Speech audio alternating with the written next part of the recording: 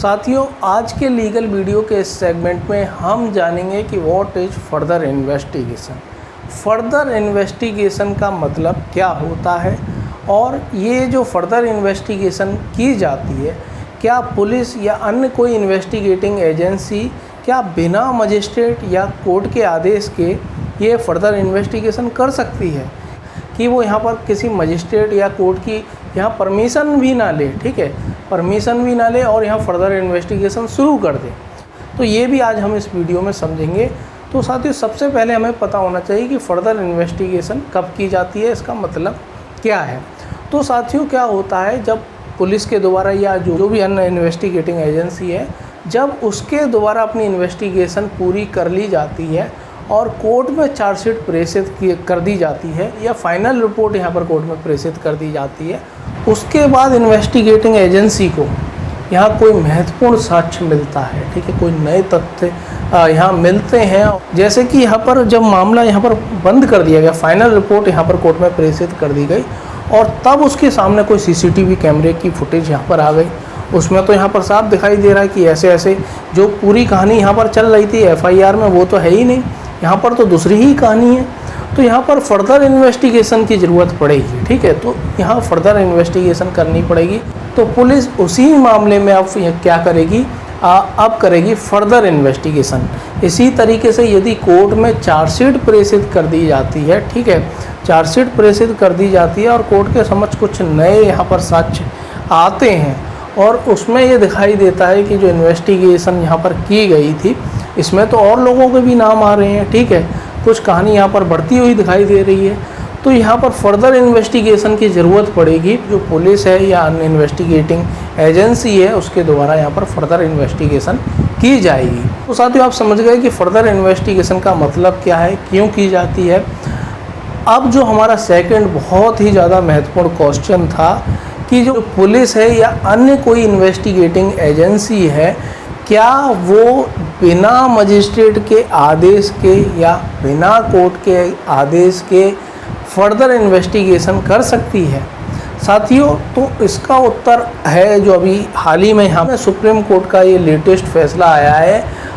ये है Pramod Kumar and others versus state of UP का ये मामला है, फिरोजाबाद ज़िले का ये मामला है। सुप्रीम कोर्ट के इस फैसले में जो भी पुराने यहाँ पर फैसले हैं, ठीक है, जो भी इम्पोर्टेंट फैसले हैं फर्दर इन्वेस्टिगेशन के ऊपर, उनका यहाँ पर जिक्र किया गया है और इस फैसले में ये कोर्ट ने माना है कि जो पुलिस है या अन्य कोई इन्वेस्टिगेटिंग एजेंसी है तो वो without the order of magistrate और कोर्ट, ठीक है, बिना मजिस्ट्रेट या बिना कोर्ट के आदेश के फर्दर इन्वेस्टिगेशन नहीं कर सकती है। इसमें इस फैसले में ये क्लियर आया है, बहुत ही महत्वपूर्ण ये फैसला है। तो साथियों, यहाँ एक फिरोजाबाद का मामला था, बलात्कार का 376D का मामला था, जिसमें कि पुलिस ने इन्वेस्टिगेशन की थी और इन्वेस्टिगेशन में ये पाया था कि मामला नहीं बन रहा है, इसीलिए कोर्ट में यहाँ फाइनल रिपोर्ट यानी कि क्लोजर रिपोर्ट कोर्ट में प्रेषित कर दी गई थी। तो इस मामले में भी जो जुडिशियल मजिस्ट्रेट थे फिरोजाबाद के, उन्होंने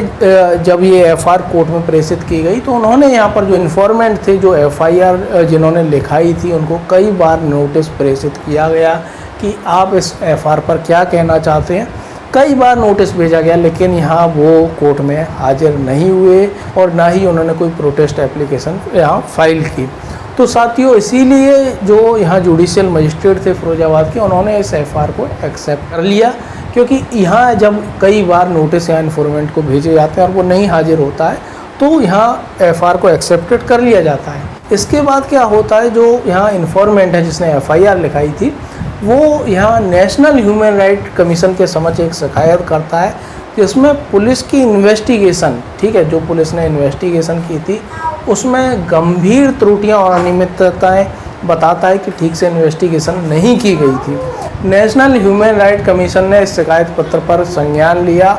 और यहाँ पर एक आदेश पारित किया गया, जिसमें जो जांच प्राधिकारी हैं, ठीक है, जो पुलिस ऑफिसर हैं जिन्होंने इन्वेस्टिगेशन की थी, उनकी यहाँ पर इन्वेस्टिगेशन, उनकी कार्य प्रणाली के संबंध में फैक्ट फाइंडिंग यहाँ जांच कराए जाने के लिए यहाँ आदेशित किया गया। साथ ही कहा गया कि ये जो जांच की जाए एसपी से नीचे के पद के अधिकारी द्वारा नहीं की जाए, जांच प्रतिवेदन 6 सप्ताह के भीतर आयोग के समक्ष प्रस्तुत किया जाए। इसके बाद उत्तर प्रदेश शासन के द्वारा CBCID के द्वारा इस पूरे मामले की जांच कराने का निर्देश दिया गया था। तो साथियों, ये फर्दर इन्वेस्टिगेशन थी, क्योंकि एक बार तो मामले में इन्वेस्टिगेशन हो चुकी थी।